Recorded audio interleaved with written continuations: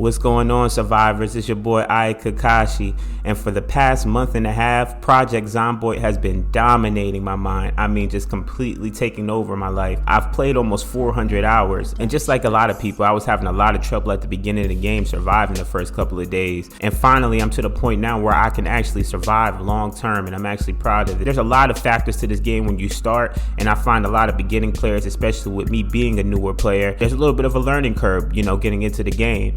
So I just wanted to make this video to help anybody else like me that's just getting into Project Zomboid in 2022. So before we get right into it, I'm gonna go ahead and crack this beer and drop that intro, and let's get right to it.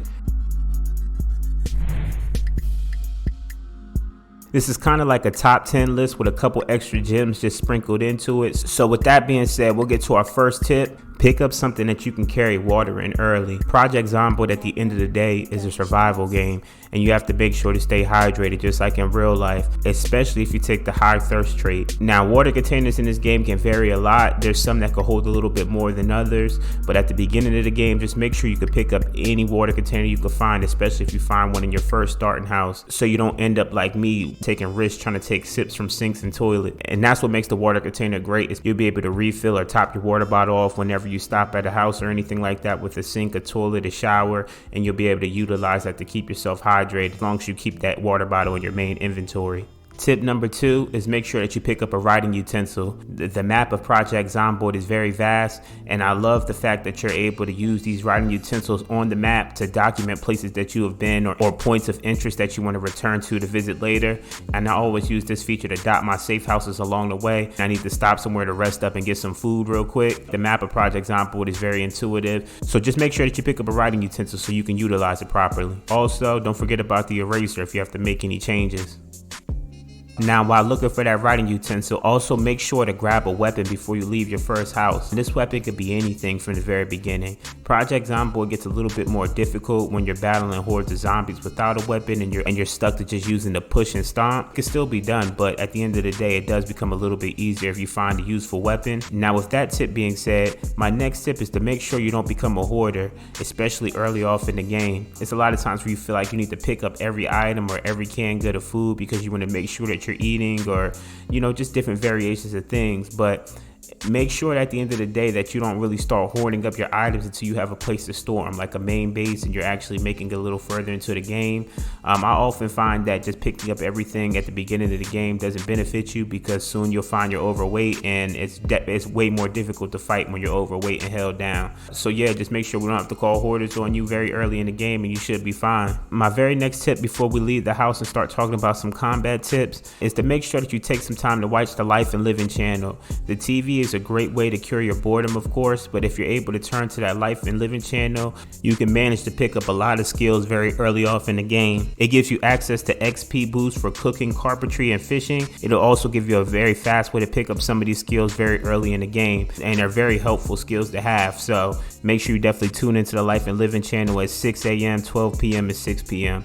I feel like there's a couple good tips that you need to keep in mind when you're starting to wander the streets and explore a little bit. First things first, know your limits and avoid big hordes early off. I tend to find that especially when you find a good weapon or a good gun, you get a little bit overconfident, and those are the best times where you can get swallowed up by a horde. There's a lot of ways that if you can attract the horde, you can kind of get away from them and break the horde up, and we'll go into some of those in another tip. But just making sure that you understand how many zombies that you could take early off, especially if you don't have a weapon. Now, to make sure you can survive those hordes early off, I'm gonna give you 2 tips that I learned early on fighting them, and these 2 tips were very helpful in extending the amount of time that I could survive. The first would be what I like to call the moonwalk or the backpedal.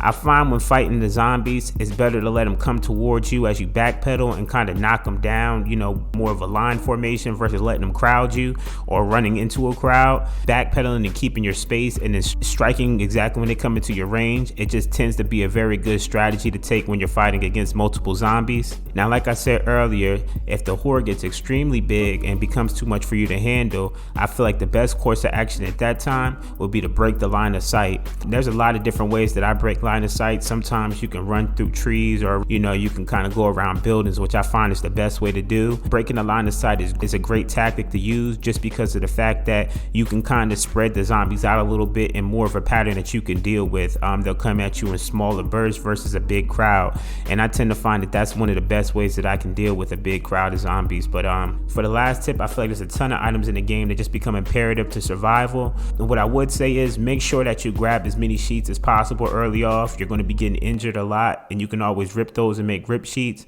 Of course, you can always rip zombie clothes off that you kill too, but it's just nice to have some on you that are sterilized. You can also sterilize these rip sheets by boiling them in water or dousing them with a disinfectant. But sheets aren't only there for health purposes, they also are a great way you could build sheet rope to make it more difficult for zombies to access certain parts of your base.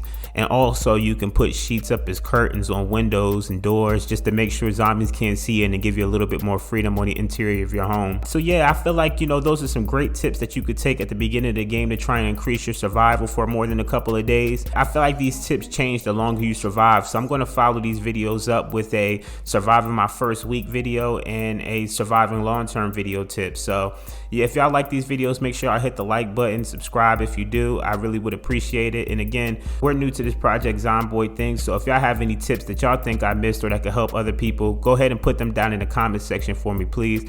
Appreciate you taking your time to watch this video. This your boy Aya Kakashi, and we out of here, man. Open your eyes, look at me. I'm counting money, nigga, in my sleep. I'm spinning a bag on sleep.